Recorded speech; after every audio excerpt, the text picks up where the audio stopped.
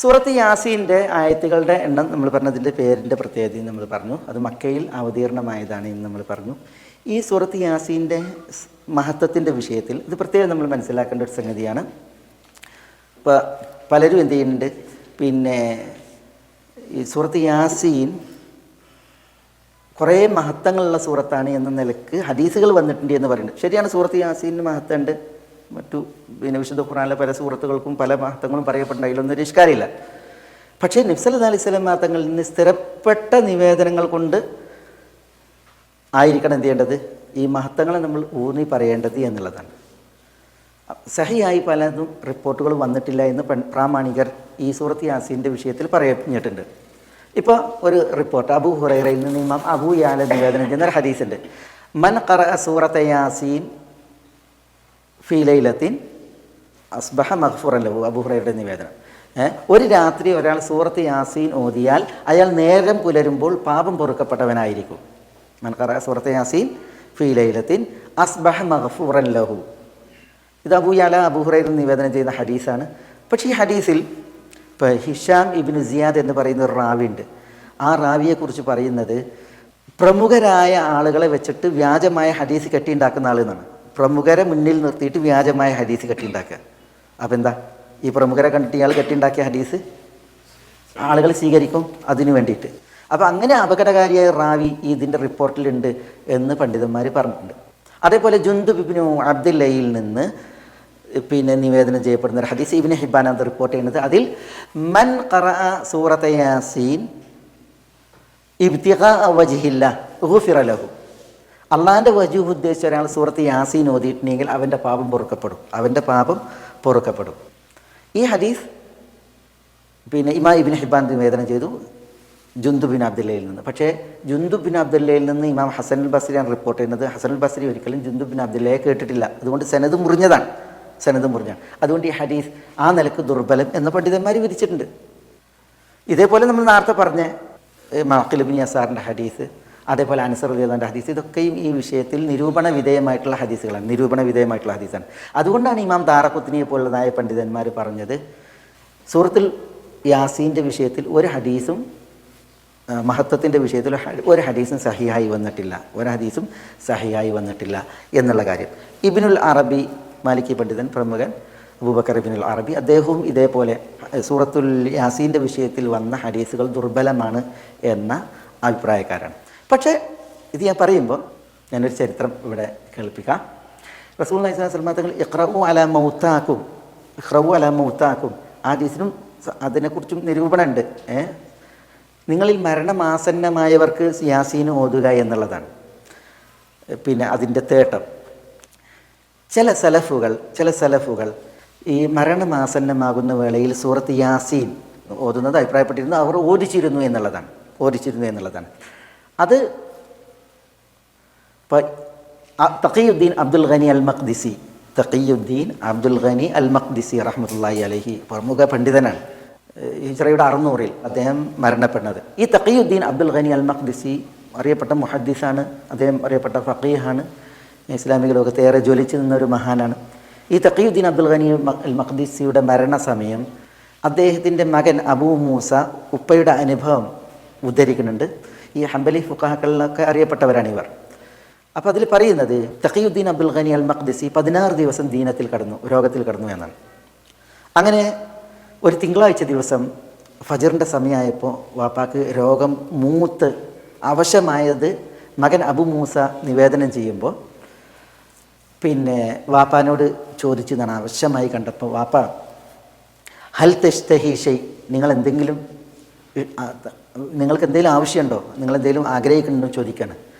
അപ്പോൾ അദ്ദേഹം പറ്റ രോഗം മൂത്ത് കിടക്കല്ലേ. അദ്ദേഹം പറയുന്നത് അഷ്തഹി അൽ ജന്ന, ഞാൻ സ്വർഗം ആഗ്രഹിക്കുന്നു എന്നാണ്. അങ്ങനെ അബു മൂസ പറയാണ് സുബഹി ബാങ്കിൻ്റെ ടൈമായി. ബാങ്ക് വിളിച്ചപ്പോൾ വാപ്പ എന്നോട് പറഞ്ഞ്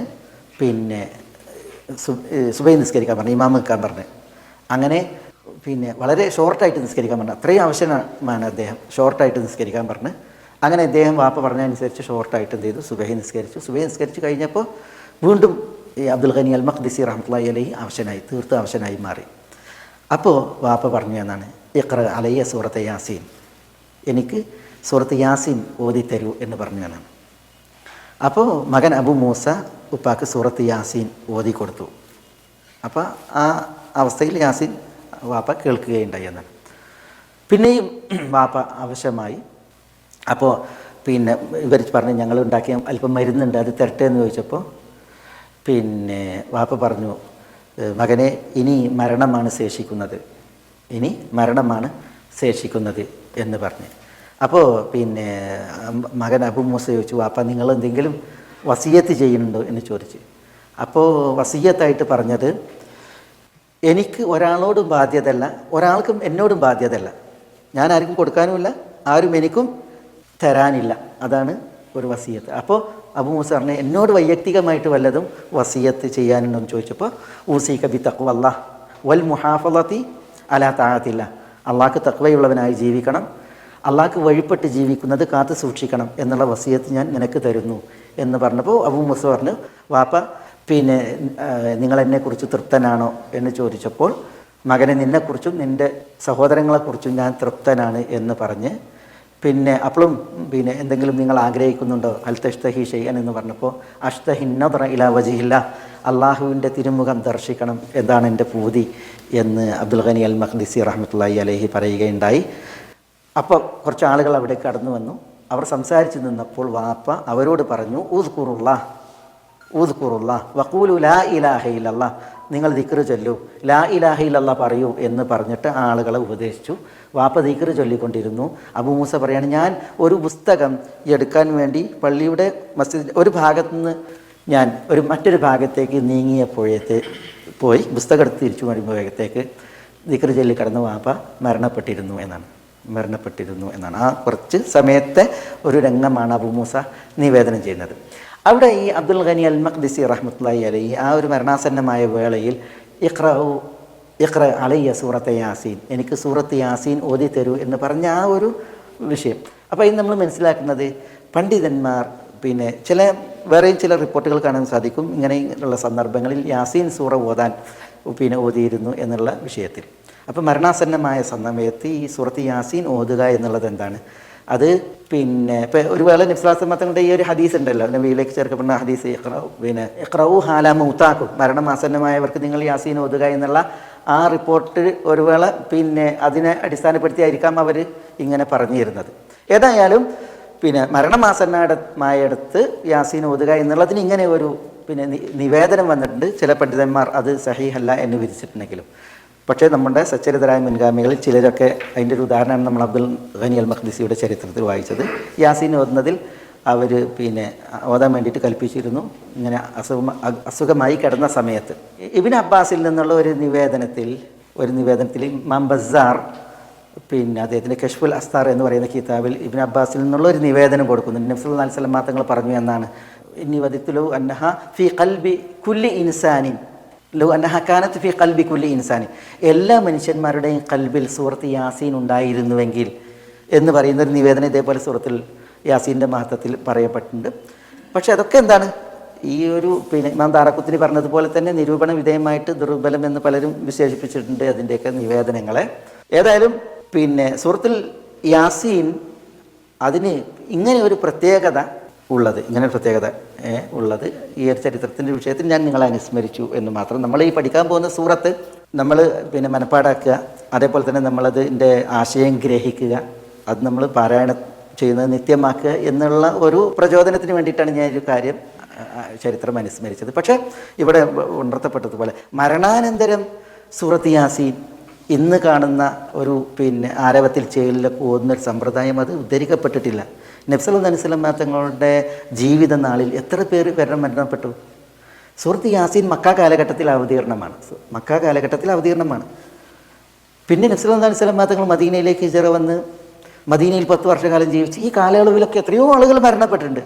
അവിടെയൊക്കെ സൂറത്ത് യാസീൻ ഓതുക മരിച്ചതിന് ശേഷം എന്നുള്ളത് ഒരു റിപ്പോർട്ടിലും വന്നിട്ടില്ല. ഇന്ന് മരിച്ചു കിടന്നിട്ടുണ്ടെങ്കിൽ അപ്പുറത്തും ഇപ്പുറത്തും ഒന്നായിട്ടിരിക്കും, എന്നിട്ട് യാസീൻ ഓതുകയാണ്.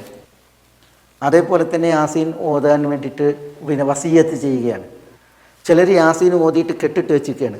എന്നിട്ട് ഞങ്ങൾക്കൊരു 100 യാസീൻ വേണമെന്ന് അറിയുമ്പോൾ തന്നെ ആ കെട്ടയച്ചിട്ട് ഞങ്ങൾ ഓതി എന്നുള്ള നിലക്കൊക്കെ ഉള്ള ഇത്തരം പരിപാടികളൊന്നും സഹാബത്തിൽ നിന്ന് ഉദ്ധരിക്കപ്പെട്ടില്ല. നബി സല്ലല്ലാഹു അലൈഹി വസല്ലം തങ്ങളുടെ കാലഘട്ടത്തിൽ അവിടുന്ന് ഒരു റിപ്പോർട്ടിലും വന്നിട്ടില്ല.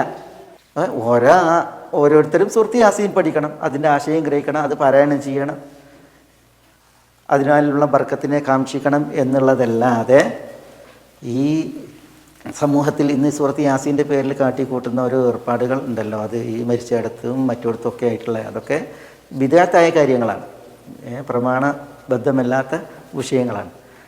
മരണമാസന്നമായ രോഗിയുടെ അടുത്ത് യാസീൻ ഓതുകയാണ് എങ്കിൽ ആ വ്യക്തിക്ക് ആശ്വാസമാകുന്ന രീതിയിൽ യാസീൻ ഓതുകയാണ് എങ്കിൽ പൂർവികരിൽ ചിലരിൽ നിന്നൊക്കെ അത് ഉദ്ധരിക്കപ്പെട്ടിട്ടുണ്ട്. പക്ഷേ അതിന് ആശ്വാസമാകണമെങ്കിൽ എന്ത് വേണം? അതിൻ്റെ ആശയം അറിയണം. എന്തിനാ തഖിയുദ്ദീൻ അൽ മഖ്ദിസി ഇഖ്റ അലയ്യ യാസീൻ, എനിക്ക് യാസീൻ ഓതിക്കൊണ്ടാന്ന് പറഞ്ഞത്? അത് ഓതുമ്പോൾ അതിൻ്റെ ആശയം കേൾക്കുമ്പോൾ, അതിൻ്റെ അർത്ഥം അറിയുമ്പോൾ, അതിൽ വിഷയം ഉണ്ടാകുന്ന ഒരു ആശ്വാസം മനസ്സിലായി, അത് മുഖ്യമാണ്, പ്രധാനമാണ്. അപ്പോൾ അത് നമ്മളിവിടെ മനസ്സിലാക്കണം.